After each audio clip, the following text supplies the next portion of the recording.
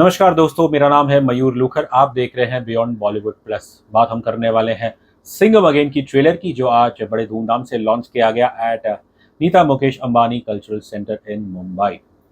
लेकिन उससे पहले आप प्लीज़ हमें सपोर्ट करिएगा। Please subscribe to my channel and don't forget to press the bell icon. Before we talk about the trailer, I would like to express my appreciation towards the Ambani family, खासकर नीता अंबानी जी, मुकेश अंबानी साहब। और सच बताएं तो trailer से ज़्यादा मुझे NMACC देखने की बड़ी इच्छा थी। काफ़ी कुछ सुना था और आज जो देखा बिल्कुल मैं दंग रह गया, मेरे होश उड़ गए। क्या गॉर्जियस, क्या ग्रैंड, क्या एलिगेंट ये कल्चरल सेंटर बनाया है। And I am sure if not better, it is definitely on par with the major global cultural centres of the world. बस ये जो ग्रैंड थिएटर है, इसकी डिज़ाइंस, इसकी खूबसूरता देख के मैं तो आई एम श्योर भगवान भी प्रसन्न हो गए होंगे। नो वंडर NMACC को भारत का सबसे सुंदर कला मंदिर कहा गया है। ट्रेलर पे बात होगी, लेकिन उससे पहले एक बात कहना चाहूँगा कि हर एक की ज़िंदगी में उतार चढ़ाव आता है। और खासकर जब आप अच्छे दिन देखते हैं, you are on a high, तो उसके बाद नेचुरल है कि एक डाउन पीरियड भी आएगा। It's the law of averages. और अक्सर फिर अनफॉर्चुनेटली ज़्यादातर लोगों की ज़िंदगी में शायद जब बुरा समय आता है तो काफ़ी लंबा चलता है। और अक्सर देखा गया है कि लोग हिम्मत छोड़ देते हैं, दे गिव अप। और जब कुछ आपको समझ नहीं आ रहा कि क्या करे क्या ना करे, तो ऐसे वक्त में शायद आपको सब बड़े बुजुर्ग कहेंगे कि आप फेथ का साथ लीजिए। लोग अक्सर ऐसे फेस में रिलीजियस या स्पिरिचुअल बन जाते हैं। एंड सिनेमा का भी यही हाल है। शायद जब आप लगातार हिट्स देते हैं और फिर आप 2-3 फ्लॉप्स दीजिए, सब लोग आप पे सवाल खड़े करने लग जाते हैं। एंड सिनेमा में भी मेरे ख्याल से if you return to faith, तो चांसेस है कि आपका फिर से कमबैक होगा।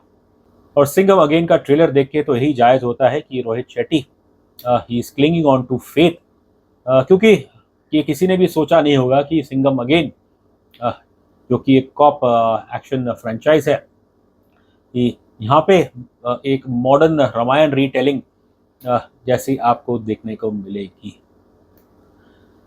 To be honest, we were very stunned कि भाई क्या हम उम्मीद कर रहे थे कि शायद रोहित शेट्टी की कॉप वर्स एक्शन फिल्म में नॉर्मली ऑब्वियसली टेरर एंगल लेके आती है, बट यहाँ तो ये रामायण से ही प्रेरणा लेके इसने अपनी कहानी बनाई है, जहाँ पे हमारे बाजीराव सिंघम, अजय देवगन, उनकी पत्नी अवनी करिश्मा, करीना कपूर, उन्हें अगवा कर लेते हैं एक नए विलन। दैट्स उस दांगर नाम है, दैट्स अर्जुन कपूर।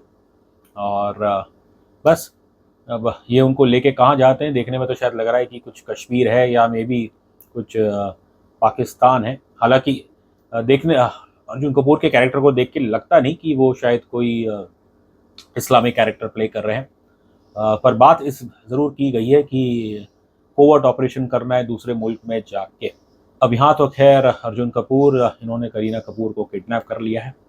और बस फिर हमारे राम जी को, यानी कि अजय देवगन, उन्हें ना सिर्फ अपनी पत्नी को बचाना है, बल्कि उन्हें शायद आतंक का भी खात्मा करना है। अब इस जर्नी में उनका साथ देने वाले हैं टाइगर श्रॉफ, जिन्हें लक्ष्मण से तुलना की गई है उनके कैरेक्टर की। कोई उनके डायलॉग नहीं है, बस एक आध अच्छा एक्शन सीन है। और फिर इस कहानी में जो हनुमान जैसा रूप लेके आएंगे, वो है हमारे रणवीर सिंह, यानी कि उर्फ सिम्बा। और अक्षय कुमार, उन्हें एक जटायु जैसा दिखाया है। और Deepika Padukone is the new entrant to this franchise, जहां उनका कैरेक्टर है कुछ साक्षी शेट्टी, और उसे ऑलरेडी लेडी सिंघम का दर्जा दिया गया है। और इस ट्रेलर में भी वो अपने आप को लेडी सिंघम कहती है। अब आई थिंक दीपिका का जो भी सीन्स है, मुझे काफ़ी थोड़ा उसमें मेलोड्रामा लगा है। और करीना का भी मुझे ट्रेलर में कुछ इतना इंप्रेसिव लगा नहीं है। टाइगर श्रॉफ के कोई डायलॉग नहीं है, एक्शन सीन चलो वो अच्छा करते हैं। अब फिर ट्रेलर में है क्या, और अगर आप ध्यान से देखें, सो इवन अजय देवगन, जो नॉर्मली रेटिसेंट पर्सन है, इवन शायद इवन इन रियल लाइफ, और कुछ वैसी ही रिस्ट्रेन्ड फुटेज है उनकी या प्रेजेंस है इस ट्रेलर में। हाँ, जहाँ उन्हें अपना गुस्सा या अपना मर्दानी दिखानी है, मराठापन दिखाना है, वो डायलॉग तो खैर आपको सुनने को मिलेगा।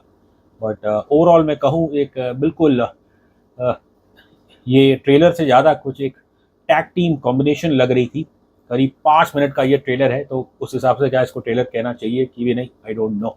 आप ट्रेलर का अगर फ्लो देखें तो शुरू में अजय देवगन की फुटेज है और फिर Kareena Kapoor take centre stage. वो अपने एक बेटे से बात कर रही है कि इस मॉकिंग हिम कि उन्हें शायद कल्चर के बारे में पता नहीं, रामायण के बारे में पता नहीं। बेटा कहता है क्या ये वाकई में रियलिटी थी कि राम जी अपनी पत्नी को बचाने के लिए 3000 किलोमीटर गए। और अवनी शी मॉक्स हर सन कि तुम आज की जनरेशन को तो शायद पता भी नहीं होगा, जो कि I think personally if you ask me I don't think that's right, because यदि हमारे फिल्म इंडस्ट्री वाले दे बात करेंगे जेन्युइन यंगस्टर्स से तो आई एम श्योर उनको एहसास होगा कि यंगस्टर्स इतने भी इग्नोरेंट नहीं है जितना हम उन्हें समझते हैं। चलिए खैर ये सब तो ठीक है, फिर उसके बाद बस इसकी जो फ्लो है ओवरऑल इस ट्रेलर की, it's like just introducing the characters. You start with Ajay Devgn who everybody is know, वो तो खैर इंट्रोड्यूस करने की जरूरत नहीं है। कॉन्फ्लिक्ट आप करीना के द्वारा आप इंट्रोड्यूस कर रहे हो, और फिर जो बाकी के कैरेक्टर्स है starting with Tiger Shroff, then you move to इसमें Arjun Kapoor obviously as a villain, उनको भी अच्छी खासी स्पेस मिली है इस ट्रेलर में, और वाकई देखने में वो काफ़ी खूंखार लग रहे हैं। बट थोड़ा बहुत मेलोड्रामा उनका भी मुझे इस ट्रेलर में दिखाई दिया है। मेरे हिसाब से ट्रेलर में जान तब आती है जब इसके अंदर रणवीर सिंह आते हैं, जो अपने इनिशियली तो खैर टिपिकल सिम्बा अवतार में वैसी हरकतें कर रहे हैं, और उनकी तुलना हनुमान जी से की गई है। अब ये कितना सही है ये मैं इस पर तो मैं खैर I am not so sure, लेकिन as Simmba I think Ranveer Singh has created quite an impression. और पिछली जो रोहित शेट्टी की एक्शन फिल्म जो थी सूर्यवंशी, उसके अंदर भी रणवीर सिंह का जो एक केमियो था 15 मिनट का, वो बहुत ज़बरदस्त था। ट्रेलर लॉन्च के एंड पे प्रसिद्ध एंकर नितिन कक्कर उन्होंने कहा कि ये धमाकेदार ट्रेलर, ये तो वाकई में इसे देख के ना सिर्फ ये इतिहास रचाएगी पर इसे देख के अपना इतिहास याद आता है, और वो बात बिल्कुल सही है। ट्रेलर में थोड़ा बहुत एक शायद सैफरन फ्लेवर भी दिया गया है, but I don't think one should make too much you and cry about it. Cinematically मैं बात करूँ तो 5 मिनट के कोई ट्रेलर होते नहीं हैं, और वो क्या it's only limited to popular cinema. Rohit Shetty एक मास डायरेक्टर है, लेकिन दुर्भाग्य से उनकी पिछली जो उनकी पिछली फिल्में थी सर्कस और जो web series Indian police force, ये बिल्कुल भी नहीं चले थे।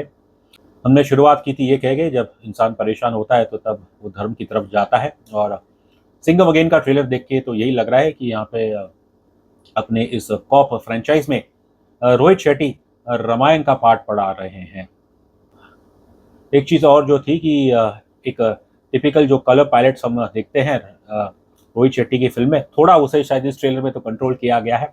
गाड़ियाँ उड़ रही है लेकिन इतनी नहीं उड़ रही, और वो जो उनका एक टिपिकल म्यूजिक रहता है पा पा पा पा पा पा पा पा पा, वो सिर्फ आपको उसकी हल्की सी झलकी मिलेगी टुवर्ड्स दी एंड। और अगर आप ध्यान से थोड़े एक mythological flavour not just in terms of the characters but even in terms of the background music आप देखेंगे तो इस ट्रेलर में भी वो मौजूद है।